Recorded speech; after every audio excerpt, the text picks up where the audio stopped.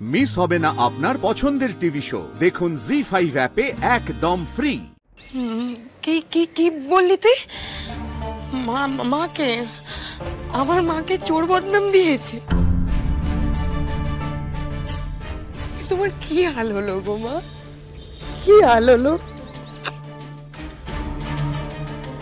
আমার না ইচ্ছা করছিল বাড়ির ছেলেটার মুখ ভেঙে দিই ঘুষি মেরে।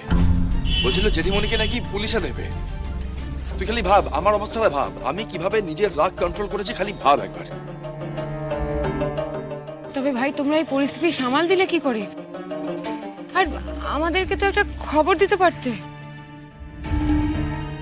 ঝিনুকদি ফুলকি ওঝা সেজে সবটা সামলেছে, আর সেই জন্য ওর এই পোশাক পরা। জেঠিমণিকে কি অপমানটাই না করলো ওরা। ননসেন্স ফ্যামিলি একটা। কি জঘন্য মানসিকতার লোকজন সকলে।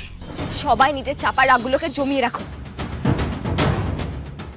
এত কষ্ট, এত অপমান, এইভাবে পালিয়ে পালিয়ে থাকা, শুধুমাত্র একটা মানুষের জন্য এইসব হচ্ছে, রুদ্ররূপ সান্যাল। তার পর্দা সবার সামনে ফাঁস করতেই হবে।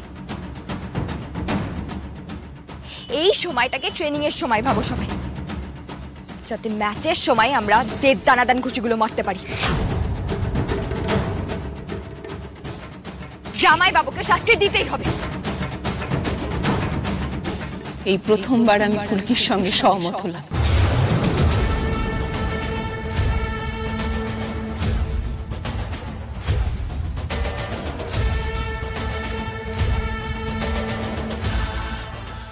সরকার বাড়ির লোকজন আর আমাকে কি অপমান করেছে। গিন্নিমা তো পরে ক্ষমাও চাইলেন, কিন্তু যে জ্বালা আমাকে রুদ্র দিয়েছে তার কাছে এই অপমান কিছুই না।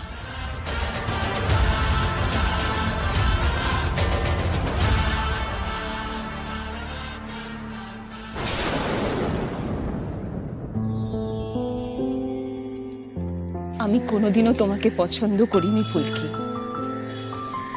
বরাবর এটাই ভেবে এসেছি তুমি কোনো খারাপ উদ্দেশ্য নিয়ে রায়চৌধুরী বাড়িতে এসেছো।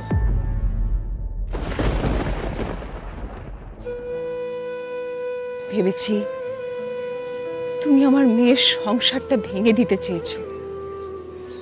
ভেবেছি তুমি ইচ্ছে করে রুদ্রকে ছোট করো। বরাবর এটাই ভেবে এসেছি। এই যে অধ্যায়টা আমার জীবনে এসেছে ফুলকি, এটা এমনি এমনি আসেনি। আমি বুঝতে পারছি ভগবান এইভাবেই খারাপ সময়ে আমাদের চোখ খুলে দেন।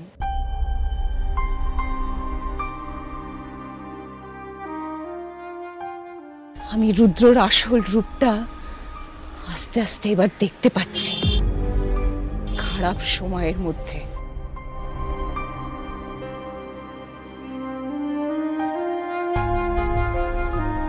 আমি তোমাকেও চিনতে পেরেছি ফুলকি। এভাবেই আমাদের রায়চৌধুরী পরিবারকে আগলে রেখো, কেমন? জি5 ডাউনলোড করুন আর সব এপিসোড দেখুন একদম ফ্রি।